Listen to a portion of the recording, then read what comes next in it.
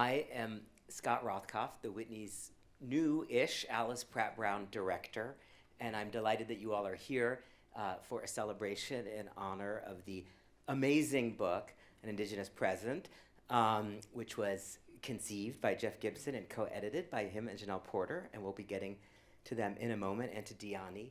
But before we begin, I do want to acknowledge that the Whitney Museum is located on Lenapehoking, the ancestral home of the Lenape people, and that this is a place that also has an association with other indigenous peoples, including the 6 Haudenosaunee nations and the Pusquetuk. And I want to say even more than that acknowledgement, an additional statement of purpose and commitment. This is really meaningful to me that this event is happening, my second event as the director of the Whitney on a stage, and to share that with all of you feels really deeply important. And in a personal way, I think some of you know who work with me or who are artists who work with the Whitney that over the last 8 or 9 years since we opened downtown, it's been a real emphasis in our program, in our collection, in our public programs to include the voices, the work of more Indigenous artists, certainly than we had before, and that's something that I am deeply committed to doing going forward. So I just want to make that statement of intent with great respect and clarity. So having said that, I want to introduce very briefly our participants. Jenelle, who I've known for a long time, a great curator, a writer, now a bookmaker, an editor. We're delighted that you're here. I thought you were moderating, but then I've been told that maybe I am, or we don't know. We're just gonna like freeform it. Jeff Gibson, an amazing artist. We have 2 artists here, both of whom are MacArthur fellows, geniuses. We're not supposed to call them that, but I will, because I think they're geniuses, whether the MacArthur Foundation officially uses that term or not. They're also both alums of the Whitney Biennial and members of our collection. And Jeff, we're really looking forward to what you will be presenting in Venice very soon. No pressure. I don't know if you'll talk about that at all. We might try to like get a little bit out of you near the end of the talk. And Dyani, we're looking forward to officially unveiling the incredible commission that you did for our restaurant on the 8th floor. And it's been a little bit like soft unveiled, sometimes on the weekends during our new Free Fridays and Second Sundays. But tonight, if you can, please join all of us upstairs to view Dyani's work, and there will be a book signing and a reception, and we hope you'll all come for some casual conversation. So about this book, I was looking at it again today, this afternoon, trying to think about what I would call it, and I don't think that like anthology is right, or survey, compendium. What do you call these books that gather a lot of artists and some texts in one place?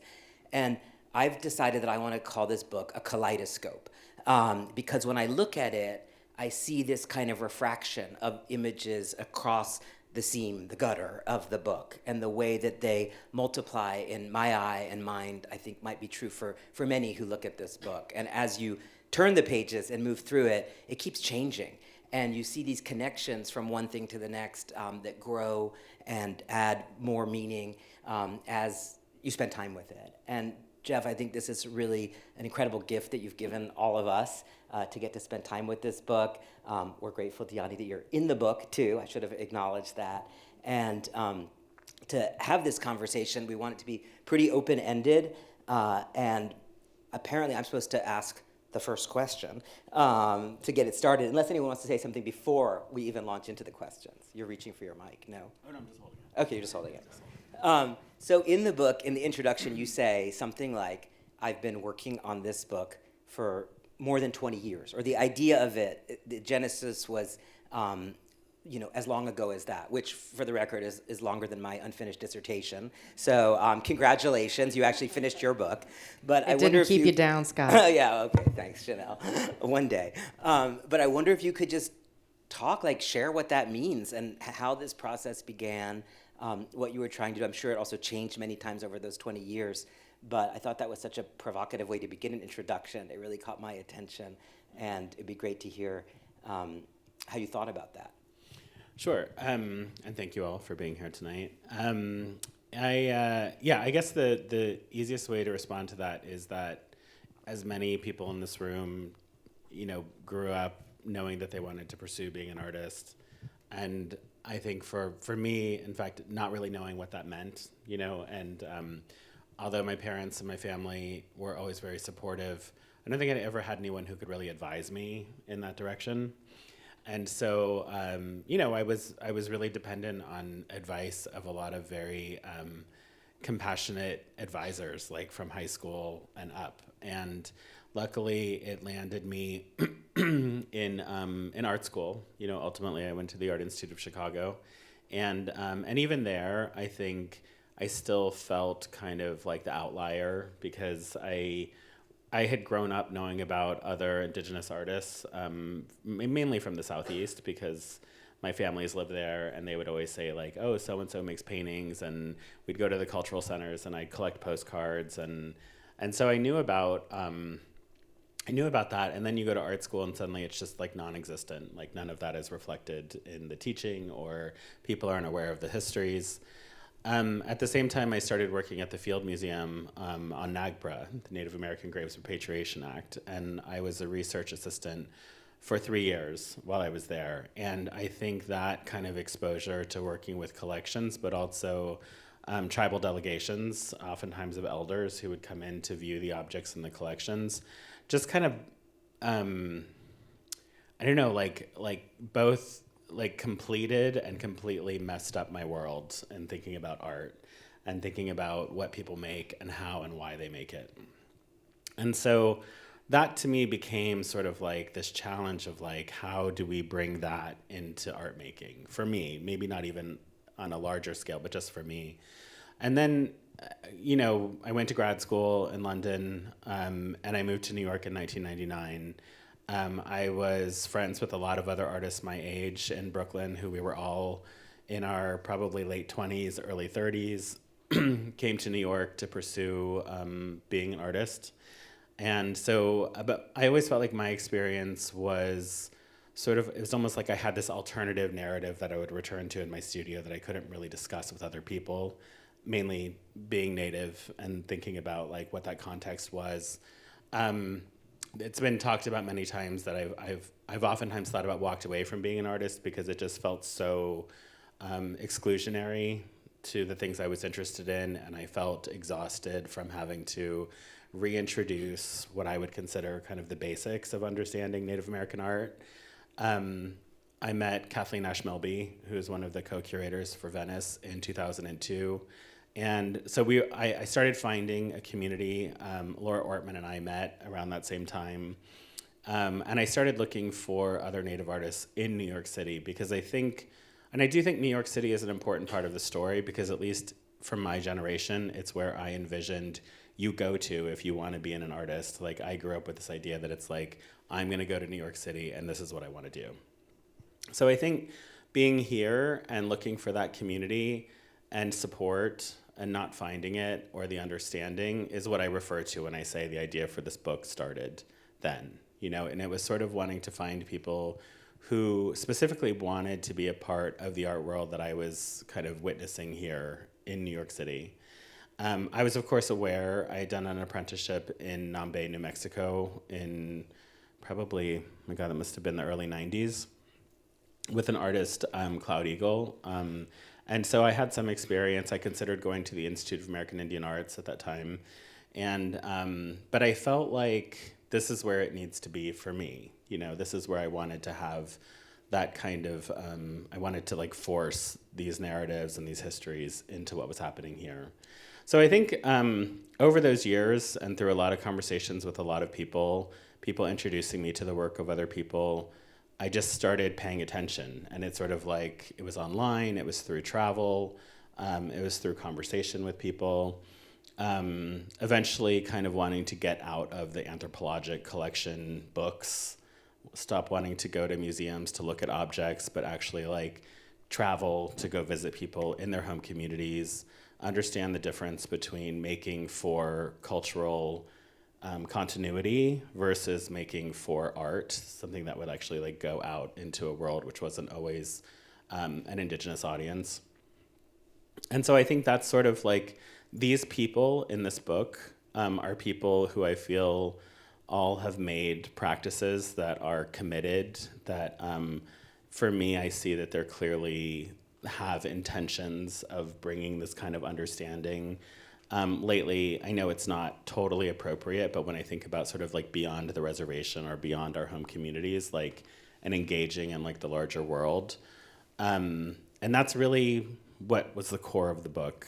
And Jenelle and I met in 2012 initially, and Jenelle invited me to do an exhibition at the ICA in Boston in 2013. That was the beginning of our friendship, and we've remained friends since then. So originally the idea for this was to do a quarterly journal where I would have contacted Dyani and said, like, I really want to come and do like a feature on you and your practice and see where you live. And a lot of it had to do with the editorial style of the photography, of the layout, of the design of the book. And so that's sort of was the beginning of our conversation. And Jenelle said, you know, I think what would make sense is for me to kind of like, well, what Jenelle originally really brought to the conversation was my understanding of what it would take to produce a book to the level that I was interested in, you know. So that was the beginning of our relationship. But you knew you'd be making. You started thinking about the actual book 6-7 years ago, or no more, 2013. My math is no good. I guess, you know, I don't know if I ever had it like such a concise idea until we started talking about the book. And then it was very quick, and I realized that it had been sitting in my head for a very long time. I didn't want a cheap book. I didn't want, which I can expand on what I mean by that, but I wanted a book that was significant and took up space, and you had to realize you're gonna pick up the 6.5-pound book. Like, and we knew from the beginning that that's not a book that everybody can afford. So from the day one, what we referred to as like an equitable distribution plan, which was to fundraise, to take some of our money to make sure that these books were getting back to everyone's home communities, free of charge. And I think it also had to be memorable in the way that it was impactful on youth, because these are the kind of books that I responded to as a kid. I mean, it was just sort of like the format of the book that made the art feel important. And it was just the kind of book that I remember as a kid just wanting to like flip through images. I didn't have to start at page 1. I could start at page 200 and just keep going. And it was that experience that really just kind of guided the format of the book. Sebastian Aubin, who is the founder of Otami Studios in Quebec, right, in Quebec? Montreal, sorry. And I met back in 2011 through an exhibition that Candace Hopkins organized in Winnipeg. And so I knew immediately that Sebastian was the person I would want to work with on the design of the book. And he has his own design philosophy. And so that's between the three of us, really. We had some other people come in, but between the three of us really determined the design of the book. And yeah. Well, Jeffrey, when you called me in January 2021 and sort of said, I have an idea, and what do you think about it? And we immediately started, just as I think friends and colleagues, saying, well, what could it be and what do you want it to be? And shortly thereafter, maybe we had a few more conversations about, I was sort of like a sounding board for you. And then you ended up inviting me to help you make the book. And what we did was, Jeffrey had a list of artists, he rattled off about 25 names to me of artists that you were really looking at, that you had found were either sort of taking their work in really interesting directions, or artists who had sort of paved the way to some degree for the work that you're making. And so it's interesting now, I'm like in preparing for this talk, thinking about all of the things that happened with the book. We sort of set out right at the beginning about, like, we wanted to do studio visits with all the artists. At that time, we're in the middle of the pandemic, so we started to do them virtually. And of course, we didn't have money. We didn't actually know how we were gonna do it, except that Jeffrey was committed to making this happen in some way. So we started off with like zero budget, which is always a slightly daunting place to start, except we knew we were gonna make it. And we thought, like, okay, it's got to be a big picture book. There are going to be contributions from writers, and we are just going to start to figure this out. So the way that we started to figure it out is the way that all curators start, which is that we started talking to all the artists. And I'm going to show you some of our, just some of our work. So we, these are Zoom faces documented for all time. I think the Zoom screen grab is itself like an exhibition to be made. Zoom screen grabs 2020 to 2024. It wasn't easy to try to knock it like. There's a lot of, if you watch the sort of 60 studio visits that we did, all of which we recorded for archival purposes, thinking that we are going to, we want them to go somewhere. We just haven't done, we haven't put them anywhere yet, but we're thinking about it, an educational institution or some such. But what they are these incredible oral histories to some degree with artists. And here are some studio visits we had. Top left is Eric Paul Riege, going clockwise, Rebecca Belmore, Luck Williamson Bathory, and Dyani. And so we started sort of chipping away at these in no particular order, and talking to artists about their work, and they took many forms from, I sort of picked these because you could see all the different places we were talking to people from, like Eric Paul sort of walking around his studio. I think Jeff and I are like, we're going to be sick, to an artist really giving us kind of a slideshow about what they were working on. And so we really just tried to make it as much like a studio visit as we possibly could. Jenelle, could you clarify, were you doing this with you knew the artist was in, or it's more like when you're curating a biennial and you're not sure if they're in the we book? only had studio visits with people that we knew we wanted to have in the book. There weren't tryouts to any degree. It was like we knew that and sort of we started with a list of about 50 people, which you thought was sort of going to be it, and I think I wanted 100 originally. we topped out at 60. But we had thoughts of like, okay, we want it to be, I think we started with sort of a 300-page book, and at a certain point, we're like, no, that's actually too small. Like, let's step it up and and make the 7-pound book that people have to carry. And so we did these incredible studio visits. They're all recorded. Then we just sort of gathered images by all the artists, and this is internet search time. This is like what we could find online. And we weren't really, again, we paid everybody for their studio visit. We gave everybody an honorarium for their time. We didn't want it to be a heavy lift for anybody. We didn't say, like, you have to make something new. We say, you're doing great work. We want to just show what you have. And we explained to everybody, every studio visit was like, Jeff would explain the whole project. And then I would sort of jump in and lead the studio visit. And then we would tell people kind of how it was going to go, that we were going to choose images, that we were going to approve all the images with them. And this is us just working on Jeff's studio floor with all these pictures that we had selected, thinking about how this book might lay out. What we're going to do, is it going to be thematic? Was it going to be, we knew it wasn't going to just be like 5, like fight-on style, like 5 artists in a text. It was always going to be a conversation, a gathering, we called it a lot. Is there anything you want to add here? When you said kaleidoscope before, the term we used was a snapshot, because I feel like after, this 20 plus years of me wanting something like this, like had this book been made by somebody else, I would have not felt compelled to make it myself. So it was literally like waiting around, wishing that somebody was going to make a book like this, and finally being like, okay, I have to do it. But I think, I've been a part of a lot of curatorial conversations and institutional conversations, and I understand why this would be a daunting project for somebody else to do. And I just thought, this has to happen. And there was already growing interest in Indigenous and Native artists in a way that I thought, this has to be captured. Like, this moment has to be captured. I know everyone in this book who is still with us could also see that and was aware of it. And I was interested in talking to them and finding out, like, what do you think is happening? Why is this happening now? Like, what is going on? And I just felt really committed to, like, trying to capture that in a snapshot. I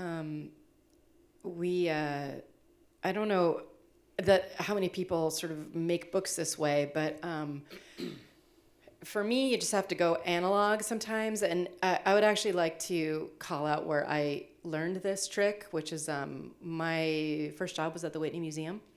and I worked for the incredible Lisa Phillips, and who's here with us tonight. So my first formative experience, my training, really about how to work with artists and what you do for artists and how you do everything you can for artists. But we worked on the 97 biennial. I was her assistant, and this is how we laid out the book. It was on the floor of Louise Neary's apartment, like sequencing images. You have to really kind of see it all and lay it out. It just can't be done on a computer screen. I mean, I might be, well, of course I'm showing my age, but like it just can't be done on a computer screen. You have to like get physical with it. And that's what we did. So Sebastian Oban is over in the chair having a meeting with somebody, and then Alan's a designer in his studio is like ordering stuff, and Antonio Oliver, who's here with us tonight also, she was helping us, and we just had like all this stuff. And we just sort of worked away on it, and then because we really needed to see everything, Jeffrey and I kept calling. We'd have calls. We'd cull the images. And then we just started sequencing them. I mean, this is it. This is like how the sausage got made. We just sort of like jumped in and did it. And Jeffrey, maybe it would be great to hear you talk about like what we were doing with this process of images when we were doing it. You mean the sequencing ideas? Yeah. I mean, I think, so many books that show kind of cultural histories or material histories, I think oftentimes they're categorized by region, categorized by tribe, categorized by material, and we were like, this is nothing that we're interested in doing. Like, and I think in the conversation with everybody, what people's intentions were in what they're making, there was so much crossover about time and memory and land and community and home and, resistance and matriarchy. And so we wanted to, and I said to Jenelle, and Jenelle and I certainly have had our disagreements through this. You knew that, right? But part of it was... I thought the tears were just because we love each other so no. But I said to Jenelle, I was like, we can't just look at this work visually and be like, this looks great next to this. The point of the studio visits was really to try to listen to people and understand from let's say, a Western American perspective, you might look at these two objects and think they don't belong together, but we have to understand that they belong together because of what the intention of the artist is. And they might be coming from two different cultural perspectives. And also, like, not wanting to, I mean, I don't think this wasn't the subject of the book, but one of the elements was how do we break out of this umbrella term of Indigenous or American Indian or Native American and begin to understand that there are hundreds of tribal nations, and those tribal nations all have different perspectives, and there's a lot of overlap for sure, but wanting to reflect that, the distinction between them, and to let the work do the talking.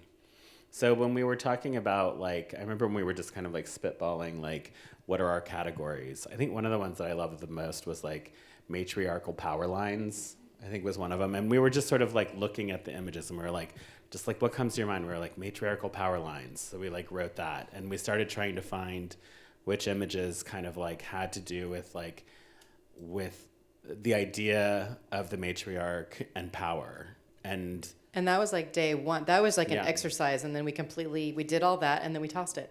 Yes, and then and then with the writers, with the written contributions, those were also, we were determined from the beginning, this was not an opportunity for a writer to say, we want you to write about Dyani's work, and we're not going to illustrate your essay with Dyani's images. We want you to write about, from your perspective, what has led to this moment of attention being paid to Native artists, and what have you seen in the process leading up to this moment. And I think also with the idea, historically, I feel there's moments where interest kind of lands, right? We didn't want this to be a trend. I don't want the interest in Native artists to be a trend. And so I think a lot of that is handing the power, empowering these artists, and not only these artists, but their communities and their friends, that we are responsible for our own future. We are responsible for continuing these conversations. I don't think my goal is to look towards the institutions for that responsibility. It will have to be us. We will have to make the books. We will have to do the writing. We will have to photograph. We will have to make the music. We will have to do all of that. And I think and I don't say that in a sort of woe is me way. I say that in we can. We're very powerful people. We can do that. Dyani, I don't know if you remember our studio visit with you at all, or not to put you on the spot, but I sort of refreshed my memory, and I think my question to you might be what impressions you had when Jeffrey told you about the book, like where you were in your career at that point. Well, it's really interesting to look at the screen grab from the Zoom calls because it feels so long ago. And it wasn't that long ago, but we've all been through so much. In the past few years, that time is something different now than it was before. And so looking at that, you know, I don't remember our conversation word for word, but I remember, I guess I have, you know, thematic impressions of the conversation. And it's also really fascinating and fun to look at it too, because those gold panels that are behind me in the studio, leaned up against the wall, are Wopila. Yeah. One, they're the panels for Wopila One, which was exhibited here in the 2022 biennial, and is now in the book. And we asked you what you were working on, and you're like, "Well, I signed something and I can't say." Yeah, we were like, "Oh, that's talk about so it. sexy. What is she?" They wouldn't let me talk about it. But that's right, I forgot. But I mean, you know, I was. You're like the only one who didn't say, but go on. She definitely kept a secret. I'm like the 4.0 nerd student that follows directions. I don't know, at least in that kind of stuff. Not maybe when it comes to the work and, you know, whether or not I'm going to behave. But it's so I was excited to get the email because I was excited to hear, you know, about the project, and I really appreciated our Zoom meeting. I just remember it being a good, healthy, robust conversation that felt it felt personal, even though we were on Zoom and far away, and it felt like a really just productive conversation between fellow artists and curators and people who are passionate about similar things. And, you know, of course, I've known about your work for so long, and you know, we're aware of each other, but it was really the first time that you and I got to have a deeper conversation, you know, and so, you know, I was appreciative of that moment, and the ability to do that, because we, you know, our field is such an intertwined and connected field, and we have been having to rely on each other for all of the things for so long, for, you know, curatorial work, for lifting each other up to get to exhibition opportunities, for education, for, you know, within our own field, putting things together. I'm seeing people that I know and that and that I'm glad are here. We've had to, you know, we have our own institutions, we have our own curators, we've got our own museums, we've had to build our own field in order to thrive, you know. And so we may know each other's practices really well and feel like we know each other really well, but it doesn't necessarily mean we've gotten to know each other personally very well yet, right. You know. And so that was, you know, I was really grateful for that moment and to be included, because it's also, we know that this is, you said you wanted to include 100 artists, and it was probably even hard to stop at 100. You know, we have a robust field. Yeah. And so even though this is a super healthy size book, it is just a snapshot, yeah. Right? And so I was grateful to be, you know, a part of that snapshot. Right. Yeah, we ended up calling it a lot of artist book of artists, because there was not really, it was the best way to describe what Jeffrey was trying to do, which was to make a book of a lot of the artists that you had been looking at, but it's just like, it's partly, that's why the title, and Indigenous Present, is just a version of right now. And did you do the thing that museum people feel compelled to do? Maybe like go back at the end and say, what's my age spread and how many mediums did I cover? And are there going to be people who are going to be annoyed to be left out? Or you referenced the many hundreds of nations that could be included in a conversation like this. How much responsibility did you feel in that regard? Or as an artist, could you be more free to say, this is like my thing and my snapshot, and I don't have to do it like an encyclopedia would or something? I think we were definitely aware of that. I mean, I don't think it was ever, there was a moment when we were probably at just over 50 artists where I kind of looked through and I wanted to make sure, you know, the generational aspect of it was something that was really important to me. I think also the regional aspect is important, but more sort of like making sure that we were trying to find artists throughout, like from the Southeast to like the Southwest to the East Coast and understand some of those differences. But I think ultimately it was about the work. Mm-hmm. Yeah. The bottom line was about the work. There was like several moments that Jeffrey was like, okay, wait, is this everybody? I mean, and then even like we were just about to send the book to the printer and there were a couple maybe people. It was sort of like, it wasn't really ever close, but the whole time we kept admitting like this is one book. And in a way, we sort of made it as a dare, too, of like, it's one. If you have a beef with it, like, please go make one. Go make many. Somebody else make these books as well and do these exhibitions and, try to make more stories and narratives and keep steering this, because even in the 2 years that we worked on the book, we saw the attention to Indigenous artists expand so much. I mean, as you just said, Dyani, like what happened from even in your career, as an example, between when we talked to you and today is, I mean, a lot. Mm-hmm. Yeah, which is incredible and great, and congratulations. It's just like people are really paying attention.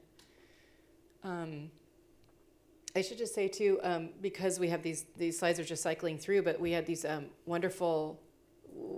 Jeffrey already mentioned the writers, but we had a number of people that we wanted to write. That's probably where we had a little more spread, because there's certain things that we wanted to happen without it being specifically about the artist in the book. But like Layli Long Soldier, she's just an incredible writer. And we called her and said, again, you don't have to do anything new.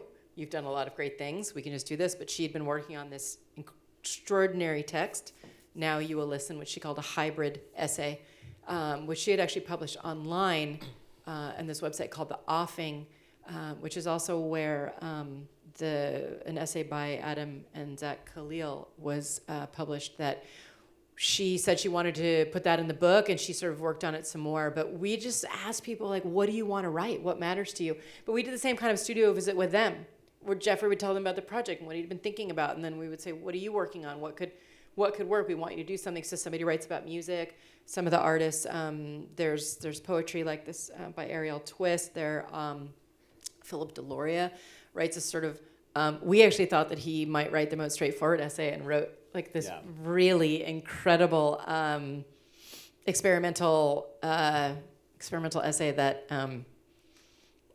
is, hypothetical, true, maybe it's not true, and some other things. But there's no sort of essay kind of summing it all up.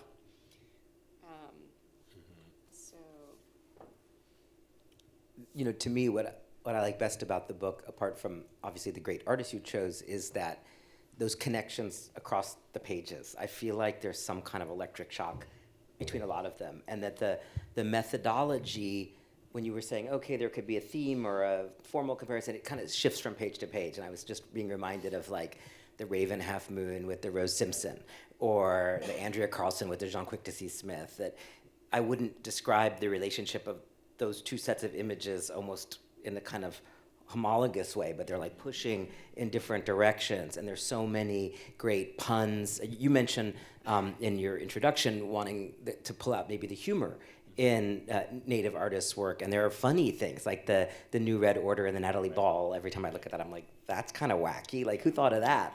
And the personality of the book is so much to me about those juxtapositions and the kind of flintiness that happens from page to page. And is that something that the artists were ever brought in on, or did they all just see it at the end and be like, oh, I guess that's what they think my work is about? Or did you feel some compunction? We at the Whitney more and more are always like, do we ask artists for their consent to be in a certain conversation or to appear alongside something? Or at what point in the making of a biennial do we say, hey, this is your room? Because it's so voicey, and that's what I love about it. In a way, maybe I'm almost jealous of that. Like, how as a curator could I make a book that looked like this if I, in my own way? Where were those kind of liberties in your own view meeting maybe how you understood the artist's work through those studio visits? Well, I mean, for me, one thing I think about is like I remember like, of course, if anyone in here has made a book before, that conversation with the publisher where it's like, who's going to buy this book? Like, who's this book for?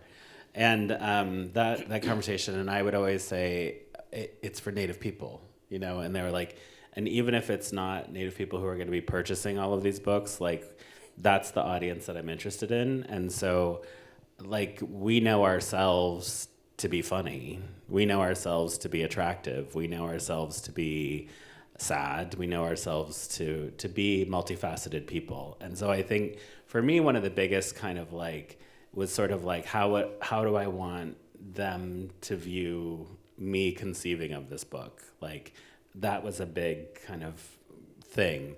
I think maybe there were some times when we reached out and asked people how they felt. No, we never did. We don't like feelings. No. We never did? We never asked people? Well, we approved images with all the artists. Yes, That when we finally made the selection, we went back to all the artists and said, these are the images we want. Is this okay? If you don't want this picture in the book. And by and large, actually, everybody said, yeah, great. There were maybe a couple instances where, because of certain attributions, they didn't want to sort of go with those images, but so everybody knew what we were including, but we didn't ask about our curating. But we were thinking about not a consent, but hoping that because of the conversations that we had, that people trusted us, and that we were like looking closely and we were listening, and it wasn't just a studio visit. I mean, we did tons of research, like a lot of reading and trying to keep up with everything and watching. Before every studio visit, I would watch a bunch of videos. Before I even called Dyani, it was like, read everything that I could about you, so that, you don't walk in and the artist isn't having to explain everything to you about what they're making, right? You have to know where it's coming from. But I would say, we're seeing kind of some of the juxtapositions, and here's Laura Ortman on this performing very at Whitney. stage where we're sitting. Exactly.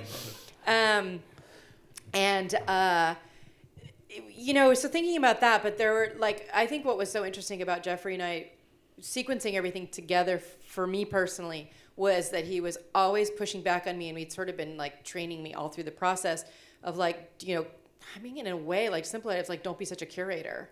You don't just put that together because it looks good. And of course, that's not what curators do. But at a certain point, you get in a room and it's interior decorating. It's got to look good. Mm-hmm. I have a question. Yeah. That I think might help expand this. You're right. I didn't know, who I was going to be adjacent to in the book. So it showed up, and I have two thoughts on that. I'll start with where I was at. And two of the spreads, I'm partnered with Demian, who is a friend and whose work I really admire, and who will be in the upcoming biennial, so you'll get to be introduced to their practice. But I thought it was a really fascinating pairing because it's not, at least aesthetically, immediate, right? For me, it makes sense. And for me, I'm oh, yeah, I can get, that conversation feels feel good. Incredible. Yeah, but that might be layered. So maybe that's something that might help illustrate this thought process, because we're partnered on two different spreads. I know, and that just sort of is something that happened. I remember this. I know the two spreads, and I think I included them too in this sequencing. It really was so intuitive, but the kind of intuition that's built on all the homework. Mm-hmm. We listened, we did our work, and then when we chose all the images, let's say we probably gathered maybe 15, 20 images by each artist, and then Jeffrey and I got on calls and we just culled it down to, we thought we're probably going to have about 5 images by each artist. There's 60 artists. Okay, that's 300 pictures.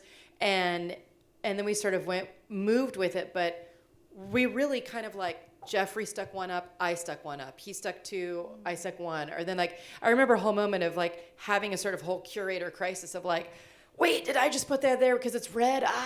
Sort of, there was moments, but then other time Jeffrey would be oh, you did that. That looks really good. And I'd be well, that's curating, so it was really it was really a flow. It was really a flow, and it wasn't kind of oh, we knew that you were close with Demi and Dinyaji or something. It was more I'm thinking about the conversations we had with the two of you, and maybe this works. And we would sort of have veto on each other. So it was making an exhibition in a book. That's how we thought of it the whole time. What was your part 2 question? Oh, I was just thinking about when I said when the book showed up. Yeah.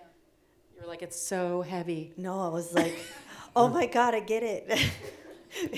it's Indigenous Present, as in we're in the present, and that's where my mind was the entire time until it showed up at my door, and I was like, oh my God, it's a present. Yay. And it felt so good, and I was like, it's a present for all of us, and it's a present for all of you who have not been introduced to us, and it's a present at this time. You know, like there's so many levels to the way that it operates in its gifting and in its contemporarity. So it was just contemporary. I'm saying that word wrong.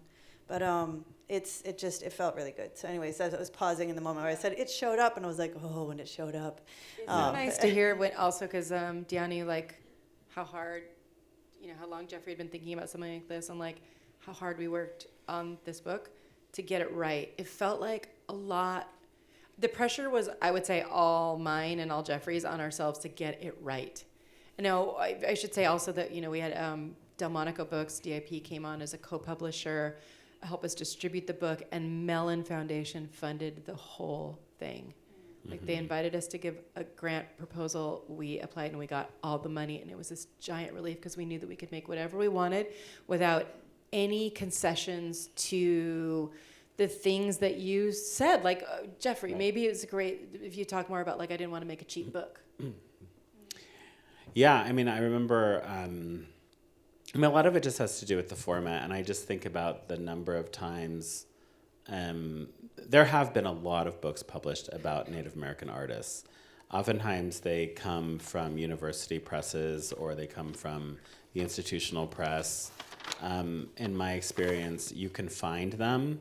They are not always easy to find. There's not a lot of monographs on Indigenous artists, contemporary and modern and even historic. I think oftentimes we're compared to, there has to be a direct visual lineage between what we're making now and the past, which I think is very limiting in understanding.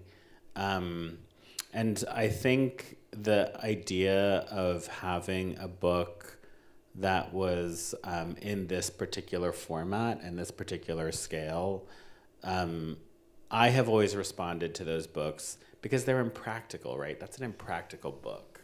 And I love that impracticality of that particular kind of book. I like being able to pick it up and having to figure out how I'm gonna sit, where I'm gonna sit. It's uncomfortable on this knee. I've gotta get a pillow and I've gotta lay it out. Like, it's not a normal book experience. And there's something about that I think it's a decision, it's a destination kind of experience that I think I really appreciate about it. And I knew that I had real resentment about always being the illustration of an academic essay. And I was like, we will not do that this time. We will not reduce the scale of the images. We did it here, but all of these images are reprinted elsewhere. That's a bad example. Move forward. Yeah, move forward. no, but they're reprinted elsewhere in the book. Yeah, and but it was sort of that thing where it was like I wanted, my other vision for this was to pull Native American artists out of being contextualized through archaeologic context, museologic context, and always like history. It's not that I don't want to invalidate those things, but this is what we don't have. This is what I felt like is the gap. This is what's missing. And so I think that's really, that's what really informed it. And also just, I think also I've always had such literally 1,000% confidence in this book. Like, I just figured I was just like, this is the best time to make this book because it's gonna fill a gap that I think people are interested in, people are ready for. I think there's an opportunity for it to kind of float throughout the world. I mean, we went into our second reprint before the release date, and now we're in our third reprint, and I'm feeling optimistic there will be more. But it means that book has gone out into the world in a way that has surpassed expectations. And And I think there will be future books, whether we produce them or they're produced by somebody else. And speaking of it going out too, Jeffrey, I'm just thinking like we're donating. We asked all the artists in the book if they would give us, like that we would give them 5 books, and we're mailing them one, and could they give us 4 names of places that they wanted them donated to. So that's 250 books that we are donating to. I mean, it's everything from somebody's high school art teacher to, libraries and museums and et cetera. But like, definitely, I hope that we donate more. I mean, when we sort of counted it up, it's like, okay, so we have like 574 something recognized nations in the U.S. and 600 something in Canada. So to me, it's like, that's how many books I would love to donate to every community. And, we probably could. It's actually just a mailing problem if anybody has any. Like when I said we've been doing it all, really it's like mailing from the studio and sort of putting this all together from the studio. But that's sort of, that, as you said, like we wanted to make an expensive book. We weren't going out to make a book that everybody could have. We wanted it to be a big, expensive art book. But to do that, we had to make sure that we were giving enough away for free to people who couldn't buy it. Yeah. But also from day one, I always said the goal of this is never to make money. Like the goal of this was never about book sales. And I was like, you're never going to make money on a book, honey. But I tried to convince everybody. I was like, think of it as an art project. Like think of it as like we're creating an inflection point, and as like that's the whole point of the book. And it's not. It was never about sales. But that's why it's so amazing, because it is completely an art project, and it reads as that. It is done by, designed by an artist, conceived by an artist, in partnership with a curator, which is an art form. Yeah. And written by artists, and the entire thing reads as that. And it made me think about my friend Jim Denemy, who's no longer with us, an amazing Ojibwe painter from Minnesota. He'd come stop by my studio and we'd chop it up from time to time. And Jim and I cracked up one day when we revealed our dirty secret about how we read books. Picture, picture, picture, picture. But it's because we're visual artists, right? So that's how you're taking in the content. And I love the way this book operates for that reason. Is it, it's catering to us as well in a way that like you can spend time taking in the art, and then you can pause and like take in an artistically driven writing, right? Which is it's the whole by us, for us approach to the work, and I really appreciate that. It was also great. There was Ginger Dunhill, who is married to Chanupa Hanska Luger, was telling me that, they have 2 boys who I think are probably 10, 11-ish, somewhere around there, but that they were flipping through, and because the Native art world is still relatively small, they were just like, oh, this is your uncle so-and-so, like this is the person whose house we went over to, and just to be able to like flip through a book with an actual personal connection to so many of the people in the book. Yeah. And that was also, I think, important why we did our launch at Indian Market in Santa Fe. And that was in 2022? 2021? No, that was last August. Okay. Just a few short months ago, Jeffrey. August 2023, that's true.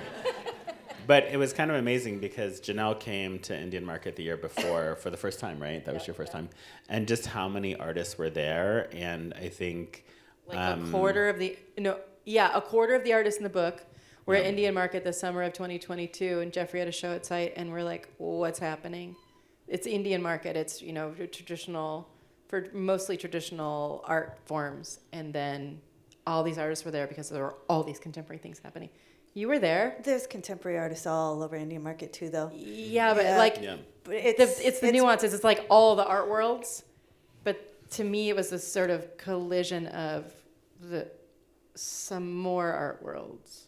Yeah. Well, I mean, I was there. I'm trying to remember why I was there. But we had dinner together. You were in a group show at the... Oh, yeah, that's right. They put together... Yeah. Okay, I remember. Mm-hmm. But I've exhibited at Market in the past, helped. Indian Market is an amazing space, especially for career trajectory and career growth. and nurturing, and also just the intersection of those worlds, cultural continuity, artistic continuity, and growth and opportunity to push beyond what other people might think market is, or what they might see there.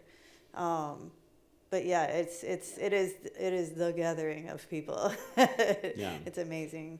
Yeah.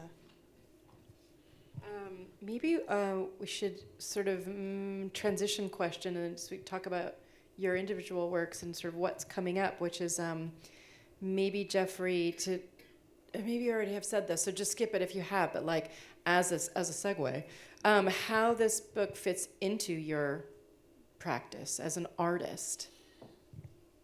We did call it sort of an artist book, but Yeah. I don't know. Do you want to start? I feel like how it I've answered fits a your version. you can't just pass the question. You can't pass the question. Pass. How does Jeff's book fit into Dyani's practice? No. The reason How does Maybe the book fit into your I think practice? the reason I say that is because it's been such a wild couple of years, both for me personally, but also just in the world. And I think I'm at a weird point of like trying to think about what I'm interested in doing next. And I think the book was such an incredible learning experience. And, I'm the kind of person when something happens, it takes me a couple of years to really feel it and realize it. So a lot of what you're looking at here are recent projects. This was an installation at the Portland Art Museum. It was one of the commissioning museums for Venice. And I think we're at a real point. I think I've been thinking about it a lot in terms of like where my personal ambitions come from of wanting to engage representation during my career in ways that I felt capable of doing. And I would say the book is sort of one of the highlights that culminates from that ambition. In a way that I think it will continue to unfold for some time in multiple ways. And so I don't really consider it like, I don't know. I think I learned a lot from Jenelle, and I do oftentimes credit that this book would not have come into fruition without Jenelle Porter. So I think learning what it takes to make a book, and the amount of work that went into this. This is an installation from the Gallery of New South Wales, also this past year. So I've remained busy. I mean, the past 2 years have been the past 3 years have been a marathon for me personally. But I do think that the book was worth it, for sure. So I have, now I want to answer for you. No, Yeah, I'm just go for kidding. it. No, but it makes sense to me. I mean, as far as like my response to how the book is a part of your practice, it's a physical manifestation of what you have been doing and what so many of us have been doing and what you talked about at the beginning of this particular talk. It was missing. You were filling in the gap of missing information. And as Native artists, even though there are more of us visible now, and more so increasingly in the past 2 to 5 years, and more so, even in the last 10 years, but this a specific concentration now, and it's really this kind of real substantial support. The fact that we're here, Jeffrey and I have both had support from MacArthur Foundation, both been in the biennial. We have this installation that we'll see. I mean, these are all large, substantial things that Native artists have been working towards and positioning towards and fighting for well beyond before Jeffrey and I were here and making. So we've got, generations of artists before us that have been making, and then even before that, when it wasn't about the art world, but people that laid the foundation for our artistic pursuits and artistic passions, and have been practicing art making on this continent well before we were here, right? And that history because of the way that our art history has been taught to us in academia, because of the way that it has been centered on European and European American narratives, our artistic history has not been front and center. And so you spoke to this, and it it's really interesting. You and I think we could go on a whole nother conversation about how what's beautiful not only about this book, but about when we get to share stories with folks is like Jeffrey and I have very different upbringing and paths to where we're at today. There's a lot of differences, and then there's a lot of real intersections. And part of that is, we've both experienced this place where while we are in spaces in which the art world thrives and exists, so within mainstream academia, within art history, within encyclopedic museums, within contemporary museums, there's a whole aspect to our lives and our histories that is not present in those spaces. And so we're tasked with being educators as well. And you talked about that. You're not like it, you said, it's not a woe is me thing. We're capable of doing that. But it is the task. Like every time a curator comes to visit you, if they don't know anything about Native history or they don't know much about Native art history, you have to fill them in on these histories before you can get into the depths of the conversations of what the work's getting at today. And so we have been doing that, and we continue to do that in our work. You have to do that at every talk. You have to, for me, like I give slides of historic Lakota works just to center people in our aesthetics so they get the links to my work, So I got to give a little history lesson, and then I can get into where I'm at today, because not everybody's been exposed to that or the value of it, right? And so to me, this book is an extension of what you've been doing. And I've had people ask me at talks when I talk about the fact that painting is a world practice. It's a human practice. It's not a European specific practice. It's not an North American indigenous practice. It's a human practice. It's a global practice, right? And abstraction is a global practice. These things, but the way that we've placed value on certain histories in hierarchical formats have taught us that, this originates from here, or this is where it's the most important, et cetera, et cetera. And I've had people ask me, okay, well, where's that book? Where can I reference that book? And I'm like, oh, it's not written yet. Yeah. But maybe you could write it, because I'm not going to write it. I got art to make. But this to me feels like that. We have been doing this work, and then also lifting each other up for so long. That's part of the job too. Is like, oh, you like my work? Have you thought about, I've got this friend who does this, or maybe this person is somebody that you consider. You're just always bringing people with you because it's necessary, right? And so this book feels like a real manifestation of the kind of work that's consistently happening within the visual practice as well. Thank you. Dyani, as you can see, I was sort of just flowing through your slides here, but maybe you want to talk about what you two have made. What's happening for Dyani here at the Whitney?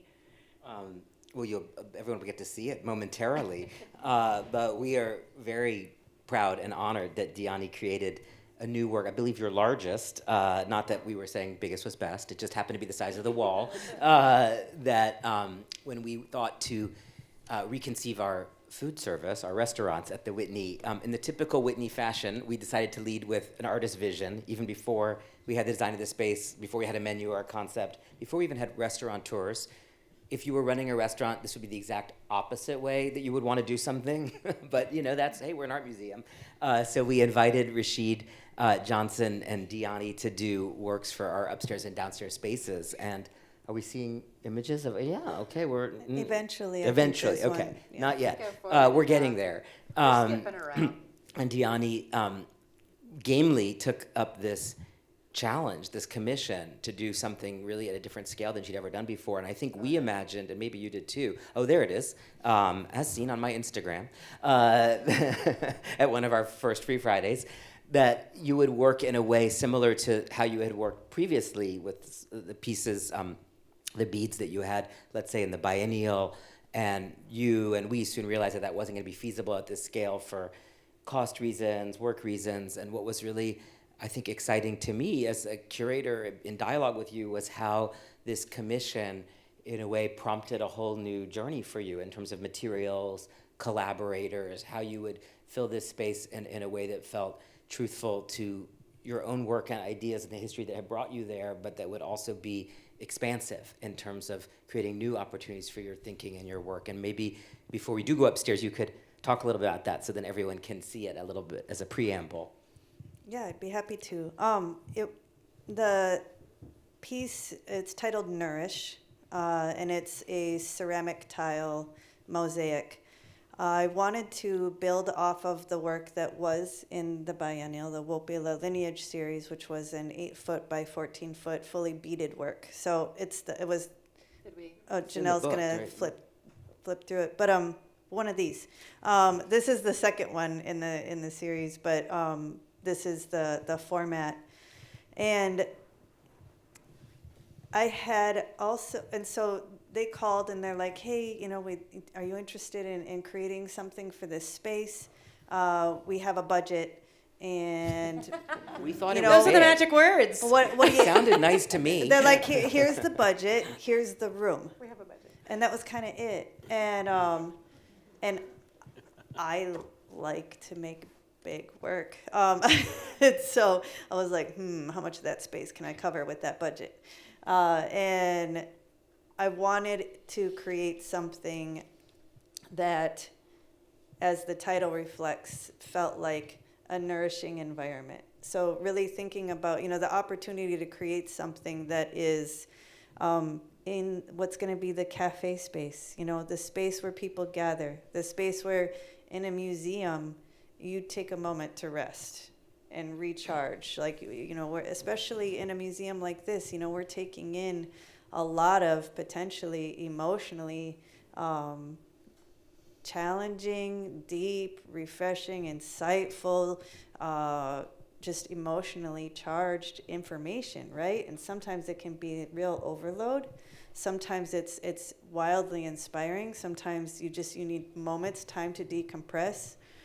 Or you might be like meeting there. Maybe I'm gonna meet you here, and I'm gonna build a deeper relationship with somebody through, it could be work projects, it could be, curatorial meetings, whatever that may be. But I think that these spaces, when we share food together, when we share a drink together, or share an exchange together, or even time when you decide to take a moment to yourself,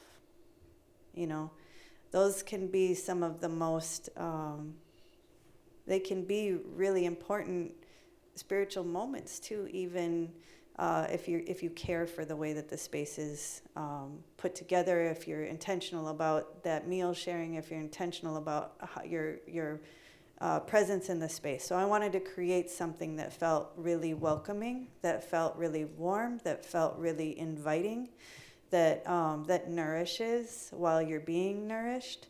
And I also, in response to the work that I created for the biennial, wanted something that really centered Indigenous abstraction in the Whitney Museum of American Art. That's important to me.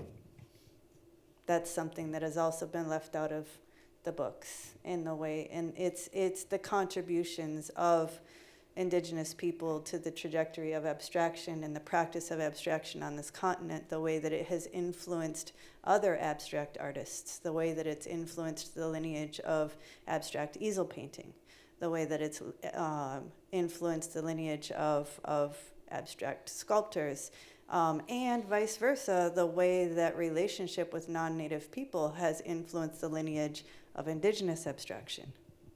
We exist here in relationship to one another. And so that storyline is the storyline that I'm generally speaking about in my work, is acknowledging our connectivity on these spaces and pushing forward, hopefully, conversations where we're telling our whole stories, our entire truths in all their complexities, as opposed to like, this story exists over here, this story exists over here. Right now, those are how our histories are taught, right? Got European abstraction over here, Indigenous abstraction is a different gallery in the museum, a different class, you put that over there, that's not real. The reality is those things are intertwined, and so for me to solidly put something in this space that is really rooted in my own tribal background and aesthetics, and yet also speaks to the practices that happen in a space like this, that was really important to me.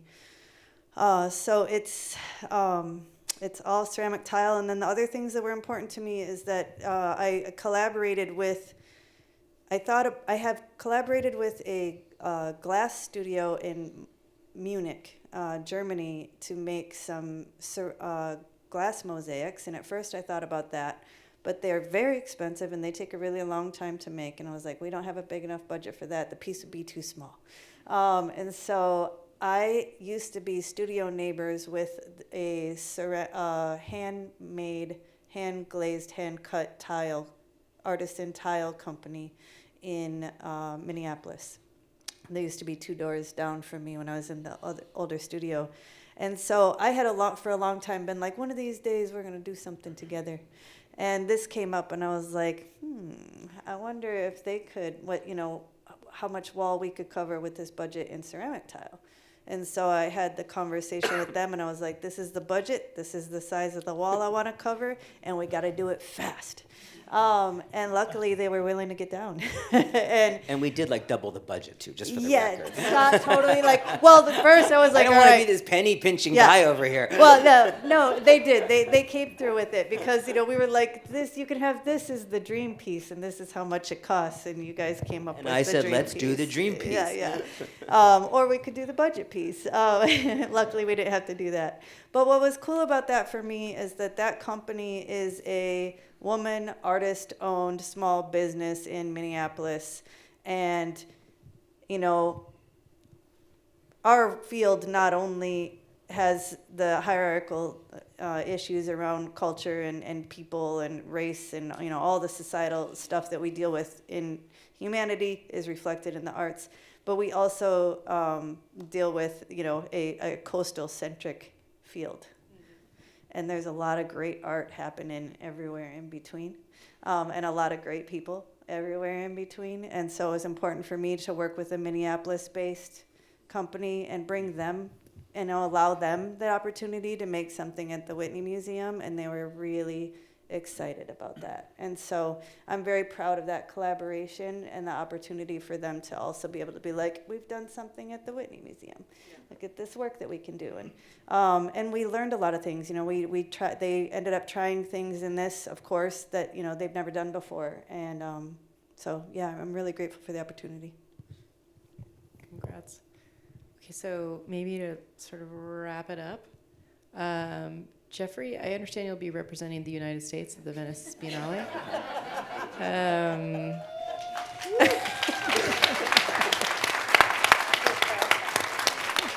I know it's like this little project you're working on, but because nobody here is going to say, everybody's going to keep a secret, including all the viewers at home. Hey, viewers at home.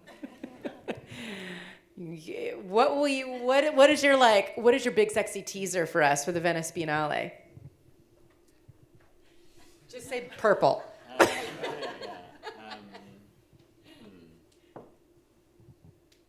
That's a really, really tough question. I don't know, because there's so many things. All I can say is that we've made it through a lot of the initial hurdles, and all the work left the studio yesterday. So that is a really big deal in this whole trajectory, and I am very proud and very excited of what is going to be shown there. And it's taken a village or a couple of villages to pull it all off, and so it's a difficult thing. If anybody ever decides to do this again, I'm happy to share my experience. It is a lot of work, but there's a lot of people to thank for being able to pull it off. But I will say, much like the book, we have not had to compromise on anything. I actually have realized, or so far have realized what my vision is for the pavilion, and Opening April 20th to the public, and I will do the initial kind of openings on the 17th of April, mid-April. There'll be programs. There will be a convening at the end, which will be open to the public, which is very much reflects some of the things we've talked about tonight, which is the convening, which will have a number of speakers and panelists, is really about placing Indigenous material and aesthetic histories in a global context, where how this kind of exchange that Dyani was referring to, that we have both been influenced and have influenced global economies and labor and perspectives on materials and aesthetics. But also I think importantly that we have been artists and have been making choices, which I think oftentimes when we look at those objects going back hundreds of years, we don't think about the maker and the choices that individual maker made, because they had choices. And so what we're looking at is really reflective of that individual's choices. So, yeah, and that will be open to the public. Yeah. So. Well, congratulations. Thank you. Yes. Thank you very much. Thank you. Congratulations. Thank you. Also, just a shout out to some of the artists that are here with us tonight, and just all the artists in the book. Thank you for your time and for doing this with us, because I think we learned so much on every studio visit. Every studio visit we wait off the phone, we're like, wow, we just really learned a lot. I also would start, just for those of you in here, I would always tell Jenelle, I'd always be like, you're going to have a crush and you're going to fall in love with this person. So just get ready. And then I did. There was a lot of swooning. We would always end the call just like, oh my God, aren't they amazing? Oh my God. It's like, I mean, when they said, I just couldn't. I just needed to turn off my camera because I had to go tear up for a little bit. And then I'd come back and I'd be like, it was a lot. Jeffrey also did the same thing, just FYI. Yeah. No, I told him, I was like, get ready. The crushes were very mutual. Yeah. But I think thank you, and I think thank you to the Whitney for hosting us, to Megan and to Scott and Megan, your team. But I think that we've already seen so much from this book come like with making it and sort of with doing it. But again, it's like a dare to everybody in our art world and other art worlds, which is there is a lot more work to do. This is just one tiny dent. Right. So. Yeah, I also want to underscore, it's an invitation. I mean, my belief, and this is also reflected in the pavilion, is, for what we're all facing in the world, and for me, climate is one of those big things. We don't need new hierarchies around race, and everyone has to really be able to come together. And I think this book is an invitation. It is made for everybody, and I think Jenelle, I think might be, from the beginning, one of the only non-Indigenous people who took part in the book. And ultimately there were others, but I know Jenelle had some feelings about that in the beginning, but I can't underscore. Feelings. I know, I can't underscore how much literally Jenelle brought to the project. So thank you. Thank you very much. It's a love fest. Thank you. I think in my quasi-official hat, not that I had anything to do with really moderating this event, I can take one ceremonial, bit of license here to invite everyone upstairs, because Megan is looking at me like it's time. We really want people to get a chance to purchase a book or look at one if you don't want to buy one. Jeff will sign books. We'll get to celebrate Dyani's piece. Jeff, Jenelle, thank you so much.